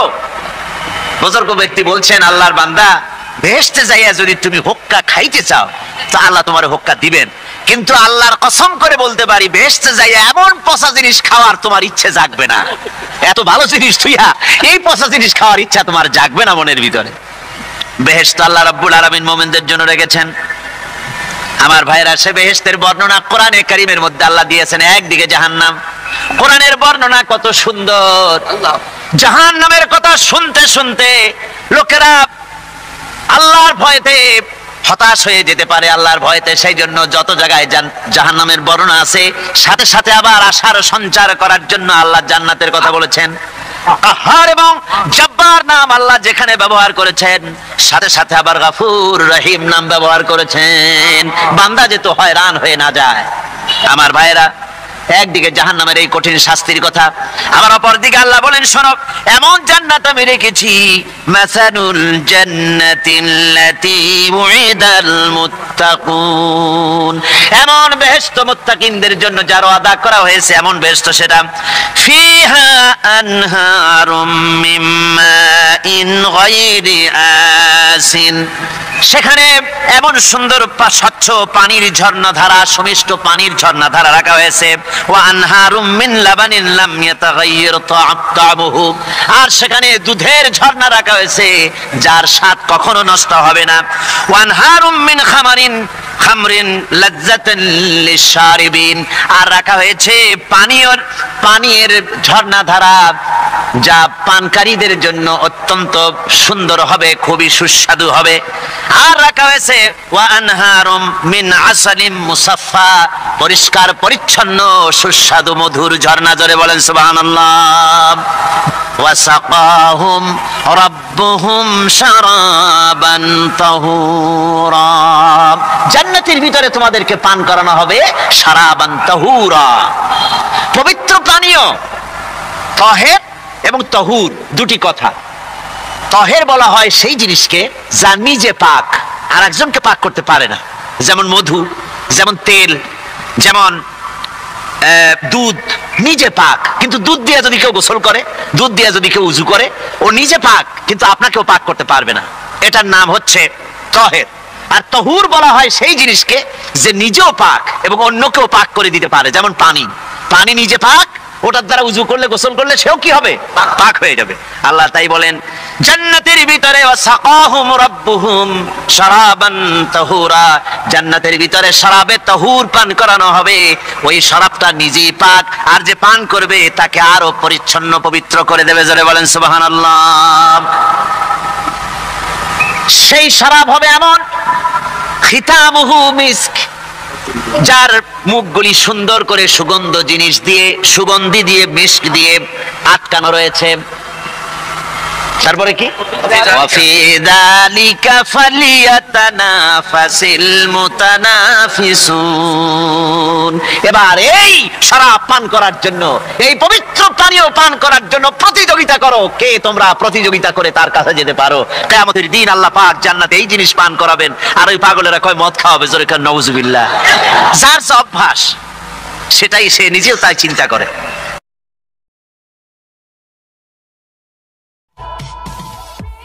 আমার আল্লাহ পাক বলেছেন, কোরআন তেলাওয়াত করতে গিয়ে যারা ব্যস্ত থাকে, কোরআন তেলাওয়াত করতে করতে যারা আমার কাছে হাত পেতে কিছু চাওয়ার সময় পায় না, যারা আমার কাছে হাত পেতে কিছু চায়, তাদের থেকে তেলাওয়াতকারীদেরকে আমি রব্বুল আলামিন বেশি করে দেই। সুবহানাল্লাহ। কোরআন তেলাওয়াত করতে করতে যারা আল্লাহর কাছে হাত পেতে চাওয়ার সময় পায় না, আল্লাহ পাক বলেন যারা চায় তাদের থেকে তেলাওয়াতকারীকে আমি বেশি দেই।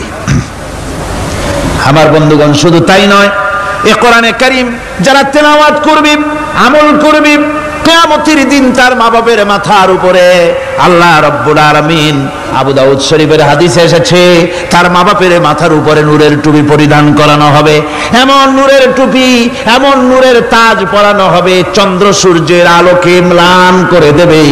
হাসরবাসীরা প্রশ্ন করবেন, এ লোকটি কে? কোন ফেরেশতা নাকি? বলে না। কোন নবী নাকি? বলে না। তবে কি ইনি কে? জবাব হবে, ইনি হচ্ছেন সেই ব্যক্তি যিনি তার সন্তানদেরকে কোরআন শিখিয়েছিলেন। কোরআন শিখানোর কারণে আল্লাহ রাব্বুল আলামিন আজ তার মা বাপের মাথার উপরে নূরের টুপি পরিধান করে হাসরের ভিতরে মর্যাদা দিলেন। কিয়ামতের দিন দুনিয়া মর্যাদা পাওয়া যাবে, আখিরাতেও মর্যাদা পাওয়া যাবে যদি কোরআনে কারীমকে তেলাওয়াত করা যায়, আমল করা যায়, বোঝা যায়, তাহলে এই সমস্ত নিয়ামত আল্লাহ পাক দান করবেন। সুতরাং এই এত বড় নিয়ামত থেকে আমরা যেন কেউ বঞ্চিত হয়ে না যাই। কোরআন হচ্ছে এমন এক কিতাব যার তাফসীর লেখা হয় নাই। পৃথিবীতে এমন কোনো ভাষা নাই, পৃথিবীর উল্লেখযোগ্য সবগুলি ভাষায় কোরআনে কারীমের তাফসীর লেখা হয়েছে, কিন্তু কোন মুফাসসির আজ পর্যন্ত কথা বলেন নাই যে আমি যে তাফসীর লিখছি এর চাইতে ভালো তাফসীর আর কেউ লিখতে পারেও নাই আর পারবেও নাই, এটা শেষ, আর তাফসীর লেখা লাগবে না। এ কথা কেউ বলতে পেরেছে? জোরে বলেন, পেরেছে? পারে নাই। তার কারণ কি? আল্লাহ রাব্বুল আলামিন বলেন قل لو كان البحر مدادا لكلمات ربي لنفد البحر قبل أن تنفد كلمات ربي ولو جئنا بمثله مددا আল্লাহ পাক বলেন নবী আপনি বলুন আমার রবের কথাগুলি লেখার জন্য যদি সমুদ্রের পানিগুলি সমুদ্রের সমস্ত পানিগুলি যদি কালিতে পরিণত হয়ে যায় আর আমার রবের কথাগুলি যদি লেখা শুরু হয়ে যায় আমার রবের কথাগুলি লেখার পূর্বে সমস্ত সমুদ্রের পানিগুলি শেষ হয়ে যাবে তারপরে যদি আবার সমুদ্র ভরে দেওয়া হয় আরো যদি লেখা হয় তবুও আমার রবের কথা লেখা শেষ হবে না আল্লাহ রাব্বুল আলামিন বলেন ولو أن ما في الأرض من شجرة أقلام والبحر يمده من بعده 7 أبحر ما نفدت كلمة الله আল্লাহ রাব্বুল আলামিন বলেন মা নাফিদাত কালিমাতুল্লাহ আল্লাহ পাক বলেন 7টা সমুদ্রের পানি যদি একত্রিত করা হয় 7টা সমুদ্রের পানি যদি এক জায়গায় করা হয় এই পানিগুলি যদি কালিতে পরিণত হয়ে যায় আর পৃথিবীর সমস্ত গাছগুলি যদি কলমে পরিণত হয়ে যায় ওই গাছগুলি দিয়ে যদি ওই পানি রূপ কালি দিয়ে আমার প্রভুর কথা আল্লাহ রাব্বুল আলামিনের কোরআনের কথা যদি লেখা শুরু হয়ে যায় লিখতে লিখতে সমস্ত পানিগুলি গাছগুলি শেষ হয়ে যাবে আল্লাহ পাকের কালামের ব্যাখ্যা লেখা শেষ হবে না মা নাফিদাত কালিমাতুল্লাহ আল্লাহর কথা লেখা শেষ হবে না এত বড় বিরাট আযীম কিতাব আল্লাহ পাক আমাদেরকে দান করেছেন সুবহানাল্লাহ পড়েন এই কিতাবের এত বড় গুরুভার আল্লাহ রাব্বুল আলামিন বলেছেন লাউ আনজালনা হাযাল কুরআনা আলা জাবালিন লারাআইতাহু খাশিআম মুতাসাদ্দিআম মিন খাশিয়াতিল্লাহ আমি যদি এই কোরআনকে পর্বতের উপরে নাযিল করতাম তাহলে তুমি দেখতে পেতে আমার ভয় ভীত সন্ত্রস্ত হয়ে পাহাড়গুলো চূর্ণ বিচূর্ণ হয়ে যেত এত বড় আসীম কিতাব আমি তোমাদেরকে দান করেছি যার গুরুভার বহন করতে কেউ রাজি হয়নি পাহাড় পর্বত কেউ রাজি হয়নি মানুষ রাজি হয়েছে এই মানুষের উপরে আমি এটা অবতীর্ণ করেছি গোটা বিশ্ববাসীর সামনে এই কিতাব আমি দিয়েছি তোমাদেরকে এর দ্বারা হেদায়েত তোমরা গ্রহণ করবে কিয়ামতের দিন আল্লাহর এই বিরাট নিয়ামত আমাদেরকে দান করলেন আমরা এই নিয়ামতের নাশকর করেছি অর্থাৎ এই কোরআনকে আমরা ব্যবহার করেছি সঠিকভাবে করি নাই বেঠিকভাবে করেছি প্রথম দিন দ্বিতীয় দিন আমি বলেছি কোরআন শরীফকে শুধু তাবিজ তুমারের জন্য শুধু সওয়াবের জন্য তেলাওয়াত করেছি আসলে শুধু সওয়াবের জন্য তো আসেনি কোরআন বুঝতে হবে আমল করতে হবে তবে না শান্তি পাবো আপনি যদি কোরআন হচ্ছে মানুষের জীবন সমস্যার সমাধানের গ্রন্থ ওষুধ খেলে রোগ ভালো হয় ওষুধ খেলে কি হয় কেউ যদি সকাল বেলায় তসবিহ হাতে নিয়ে 500 বার পরে ওষুধ ওষুধ ওষুধ 500 বার পড়লে রোগ কি ভালো হবে বরং রোগ আরো বাড়তে পারে চিল্লাইতে চিল্লাইতে শীতের জন্য লেপ গায়ে যায় না দিয়া কেউ যদি চিল্লাইতে থাকে জিকির করে লেপ্ত শোক লেপ্ত শোক লেপ্ত শোক শীত কি বন্ধ হবে নাকি পানির পিপাসায় ছটফট করে মানুষ যদি চিল্লায় পানি পানি পানি পানি পানি পানির পিপাসা আরো বাড়বে তাহলে কি বোঝা গেল পিপাসা লাগলে পানি পান করতে হবে শীত লাগলে কম্বলটা গায়ে দিতে হবে রোগ হলে ওষুধটা খেতে হবে তাহলে সব সমস্যার সমাধান হবে অনুরূপভাবে আমরা শুধু কোরআনে কারীমকে তেলাওয়াত করি সওয়াবের নিয়তে তার হুকুমগুলি জীবনের উপরে আমল করি না বলে আজকের জীবন আমাদের বিপর্যস্ত হয়েছে ব্যক্তিতে পরিবারে রাষ্ট্রে শান্তি নাই কোথাও শান্তি নাই এই কারণে আর কিয়ামতের দিন রাসূল আসামি করবেন তাদেরকে যারা কোরআন অমান্য করেছে রাসূল হবেন বাদী বাদী হবেন কে যারা বলেন কে বাদী হবেন রাসূল আসামি হবে কারা যারা কোরআন ছেড়ে দিয়েছে আল্লাহ রাব্বুল আলামিন বলেন وقال الرسول يا رب إن قوم اتخذوا هذا القرآن مهجورا কিয়ামতের দিন রাসূল আল্লাহর দরবারে ফরিয়াদ করবেন, আয় আমার রব, আয় আমার আল্লাহ তাআলা, এই সমস্ত লোকগুলি তোমার কালামকে, তোমার কোরআনকে অপ্রয়োজনীয় জিনিস বলে তারা পরিত্যাগ করেছিল। আমার বন্ধুগণ, কিয়ামতের দিন যখন এরা উপস্থিত হবে আল্লাহর দরবারে, আল্লাহ রাব্বুল আলামিন কোরআনের সাথে যারা ঠাট্টা করেছে, বিদ্রুপ করেছে, কোরআনের আইনকে নিয়ে যারা ঠাট্টা বিদ্রুপ মজাক উড়াইছে, কিয়ামতের দিন তাদেরকে বলা হবে ওয়াকিলাল ইয়াউমা নানসাকুম কামা নাসিতুম লিকা ইয়াউমিকুম হাযা। কিয়ামতের দিন আল্লাহ রাব্বুল আলামিন কোরআনের ঠাট্টাকারী, কোরআনের বিদ্রুপকারী, কোরআনের আইনের অমান্যকারীদেরকে বলবেন, আমি আজকে তোমাদের ভুলে গেলাম, যেমন করে তোমরা এই দিনে আমার সঙ্গে সাক্ষাৎকারের কথা ভুলে গিয়েছিলে। তোমরা যেমন আমার আজকের এই কিয়ামতের দিনের কথা যারা ভুলে গিয়েছিলে, আজকে আমিও তোমাদেরকে ভুলে গেলাম। এরপরে কি হবে? ওয়ামাওয়াকুমুন নার ওয়া মা লাকুম মিন নাসিরিন। আল্লাহ পাক বলেন এরপরে এদের জায়গা হবে জাহান্নাম, আর এদের সাহায্যকারীও কেউ থাকবে না, জাহান্নামে চিরকাল থাকতে হবে। এটা এই জন্য যে তারা আল্লাহর কোরআনের সঙ্গে ঠাট্টা করেছে, বিদ্রুপ করেছে, কোরআনের আইন মানে নাই, কোরআনের আইনকে অমান্য করে চলেছে। এই জন্য কিয়ামতের দিন আল্লাহ রাব্বুল আলামিন তাদেরকে শাস্তি প্রদান করবেন।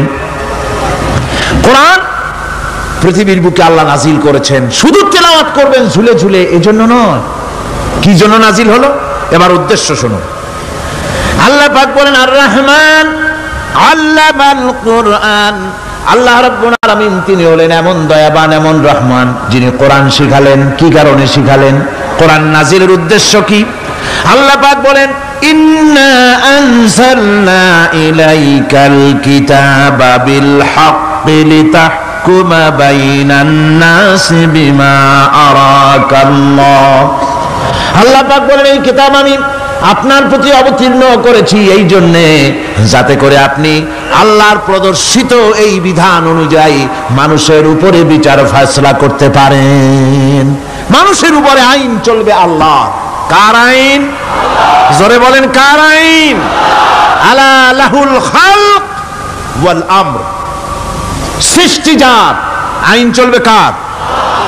আল্লাহ পাক বলেন এই জন্য নাজিল করলাম, কোরআন নাজিল করেছি যাতে করে কোরআনের আইন দিয়ে বিচার ফয়সালা করতে পারেন, সেই জন্যই কোরআন নাজিল করলাম। আসলে আল্লাহর নবীর এই পৃথিবীতে আগমনের উদ্দেশ্য ওটাই ছিল। হুয়াল্লাযী আরসালা রাসূলাহু বিল হুদা ওয়া দীনিল হক লিইয়ুযহিরাহু আলাদ-দীনি কুল্লিহি ওয়া কাফা বিল্লাহি শাহীদা। আল্লাহ রাব্বুল আলামিন বলেন আমি আমার রাসূলকে দ্বীনে হক, সত্যের বিধান সহকারে দুনিয়ায় প্রেরণ করেছি। লিইয়ুযহিরাহু আলাদ-দীনি কুল্লিহি আয় লিইয়ুগলিবাহু আলা সাইরিল আদিয়ান। সমস্ত আদিয়ানে বাতিলের উপরে আমার দিনকে বিজয়ী করে দেওয়ার জন্য আমি রাসূলের কাছে কিতাব সহকারে তাকে অবতীর্ণ করেছি। এ দায়িত্ব শুধু মুহাম্মদ সাল্লাল্লাহু আলাইহি ওয়াসাল্লামের ছিল না, দুনিয়ার উপরে আল্লাহর দিন কায়েম করা, আল্লাহর বিধান অনুযায়ী মানুষের বিচার ফয়সালার দায়িত্ব শুধু মুহাম্মদ সাল্লাল্লাহু আলাইহি ওয়াসাল্লামের ছিল না, সমস্ত নবীদের ছিল। কাদের ছিল? সব নবীদের ছিল। فبعث الله النبيين مبشرين منذرين وأنزل معهم الكتاب بالحق ليحكم بين الناس। আল্লাহ পাক বলেন সমস্ত নবীদের কাছে আমি কিতাব অবতীর্ণ করেছি এই জন্য যে তারা সহজ এবং সোজা পথে যারা চলতে চায় তাদেরকে তিনি সুসংবাদ দিবেন, আর বাঁকা পথে যারা চলবে তাদেরকে তিনি জাহান্নামের ভীতি প্রদর্শন করবেন। আর আমি তার উপরে যে কিতাব অবতীর্ণ করেছি এই কিতাব দিয়ে জনগণের উপরে বিচার ফয়সালা করবে, আইন চলবে আল্লাহর কিতাব দিয়ে। আইন চলবে কি দিয়ে? আল্লাহর কিতাব দিয়ে। আল্লাহর কিতাব অনুযায়ী জনগণকে পরিচালিত করবেন। এই জন্য আমি এই কোরআনকে নাজিল করেছি, অতীত এই কিতাবগুলি নাজিল করেছি। কুল ইয়া আইয়ুহান নাসু ক্বাদ জাআকুমুল হাক্কু মির রাব্বিকুম। আল্লাহ পাক বলেন, নবী আপনি বলে দেন, আপনি বলুন, হে মানব সকল, আল্লাহর পক্ষ থেকে তোমাদের জন্য মহাসত্য এসেছে। এই মহাসত্য যদি অনুসরণ করো তোমাদের জন্য কল্যাণকর হবে। ওমান দাল্লা ফাইন্নামা ইয়াদুল্লু আলাইহা। আর যদি কোরআনকে অমান্য করো, আল্লাহর কিতাবকে অমান্য করো, তাহলে তোমাদের জন্য অকল্যাণ হবে। আজ আপনারা বলেন, আল্লাহর কিতাবের আইন কি আমাদের দেশে চলে? কোরআনের আইন কি চলে? চলে না। কোরআনের আইন চলে না। আমরা কি খুব শান্তিতে আছি? খুব আরামে আছি? শ্রমিকরা তাদের শ্রমের মূল্য পায়, কৃষক তার উৎপাদিত পণ্যের সঠিক দাম পায়, নারী তার সতীত্বের মর্যাদা পায়। জনগণ কি আরামে ঘুমাতে পারে? না, জনগণ রীতিমতো দুবেলা পেট পুরে সমস্ত জনগণ খেতে পারে। এর একমাত্র কারণ হচ্ছে কোরআনের আইনকে অমান্য করা হয়েছে। ভালো করে কান পেতে শুনুন, আল্লাহ রাব্বুল আলামিন কোরআনে কারীমের মধ্যে পরিষ্কার করে বলেছেন, ওয়া মান লাম ইয়াহকুম বিমা আনজালাল্লাহু ফাউলাইকা হুমুল কাফিরুন। যারা নাকি আমার দেওয়া বিধান অনুযায়ী, কোরআন অনুযায়ী যারা বিচার ফয়সালা করে না, ফাউলাইকা হুমুল কাফিরুন, ফাউলাইকা হুমুজ জালিমুন, ফাউলাইকা হুমুল ফাসিকুন। যারা আমার দেওয়া বিধান অনুযায়ী বিচার ফয়সালা করে না, তারা কাফির, তারা জালিম, তারা ফাসিক। সুতরাং এর ভিতরে এই জুলমের মধ্যে জালিমদের অন্তর্গত, ফাসিকদের অন্তর্গত হয়ে বাংলাদেশের বহু মুসলমান, পৃথিবীর বহু এলাকার মুসলমান এর মধ্যে লিপ্ত হয়ে আছে। কোরআনের আইন চালু না করলে পরে, কোরআনের আইন না মানলে পরে জালিম হতে হবে, কাফির হতে হবে, ফাসিক হতে হবে। অর্থাৎ যতখানি না মানবেন ততখানি এই বিশেষণে বিভূষিত হতে হবে। এক শ্রেণীর লোক আছে যারা বলে বেড়ান ধর্ম আর রাজনীতি আলাদা। বলেন কিনা? জোরে বলেন, বলে কিনা? ধর্ম আর রাজনীতি আলাদা। তারা বলেন আমরা ধর্ম নিরপেক্ষ থাকতে চাই। তারা কি থাকতে চায়? ধর্ম নিরপেক্ষ থাকতে চায়। কোরআনে কারীমে এই ধর্ম নিরপেক্ষবাদীদের ব্যাপারে কোরআন কি বলছে শুনুন। আল্লাহ রাব্বুল আলামিন বলেন, আলাম তারা ইলাল্লাযীনা ইয়াজউমুনা আন্নাহুম আমানু বিমা উনজিলা ইলাইকা ওয়া মা উনজিলা মিন ক্বাবলিক। আল্লাহ পাক বলেন, হে নবী, তুমি কি সেই সব লোকদেরকে দেখেছো যারা দাবি তো করে যে আমরা আল্লাহর উপর ঈমান এনেছি আর এই কিতাবের উপর ঈমান এনেছি, এর পূর্বে যত কিতাব নাজিল হয়েছে সেসব কিতাবের উপরেও ঈমান এনেছি। ধর্মনিরপেক্ষবাদীরা তারা তো বলে না যে আল্লাহ মানি না, কোরআন মানি না, একথা বলে না, ওটা বলে না। কি বলে? সেই বলা কথাটাই আল্লাহ এখানে অনেক আগে বলে রেখেছেন। ওরা বলে যে আমরা অবশ্যই আল্লাহকে মানি, আল্লাহর কিতাব মানি, এর পূর্বে যত কিতাব নাজিল হয়েছে সেগুলোও মানি, তবে ইউরিদুনা আইয়াতাহাকামু ইলাত তাগুত। তারা চায় তাদের জীবনের সমস্ত সমাধান সমস্যার জন্য তাগুতের কাছে যেতে চায়। তাগুতকে, আল্লাহকে বাদ দিয়ে তারা যেতে চায় কোথায়? তাগুতের কাছে। জোরে বলেন, কিসের কাছে যেতে চায়? তাগুতের কাছে। তাগুত বলে কারে? তাগুত বলা হয় যে নিজে আল্লাহর আইন মানে না এবং অপরকেও আল্লাহর আইন অমান্য করতে বাধ্য করে, তাকে বলা হয় তাগুত। ওরা বলে ধর্ম আর রাজনীতি আলাদা। কোরআন মানি কিন্তু কোরআনের আইন মানি না। ওরা কোরআন মানে ঠিকই, বলে যে কোরআন মানি, কিন্তু কোরআনের আইন মানে। তাহলে এ মানি বলার অর্থটা কি? এর মূল্যটা কোথায়? কোরআন যদি মানো তো কোরআন বলেছে সুদ খেও না, আমাদের দেশে সুদ চলছে না? কোরআন বলেছে বিবিকে পর্দায় রাখো, পর্দায় কি রাখা হচ্ছে? কোরআন বলেছে ওজনে কম দিও না, তা কি মানা হচ্ছে? কোরআন বলেছে আমার আইন দিয়ে দেশ শাসন করো, তা কি করা হচ্ছে? সুতরাং ধর্মনিরপেক্ষ মতবাদ যেটা, এই মতবাদটা কোরআনের দৃষ্টিতে কুফরি মতবাদ।